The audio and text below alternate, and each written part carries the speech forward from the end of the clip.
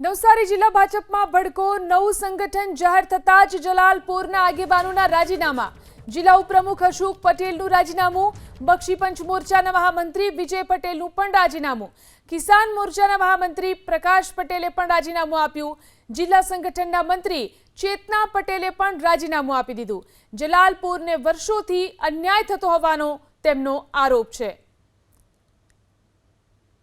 Chetnaben resign કરવા આવેલા છે અમારા બધા પરથી. આ કાલે જે નામ જાહેર છે ને તેમાં મહામંત્રી તરીકે મને મૂક્યા ને બક્ષીપંચમાં, એમાંથી રાજીનામું આપ્યું છે. એમ છે તમે અત્યારે વાત કરતા અત્યારે રાજીનામું કોઈ લે એવું કરો ને.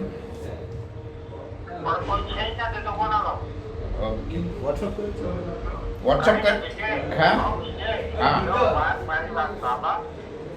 તમે આપો મને કઈ વાંધો નથી, પણ આ બરાબર નથી. એ મૂકવું જો લોંગ ટાઈમ માટે વ્યવસ્થા તમે જુઓ તો બરાબર નથી.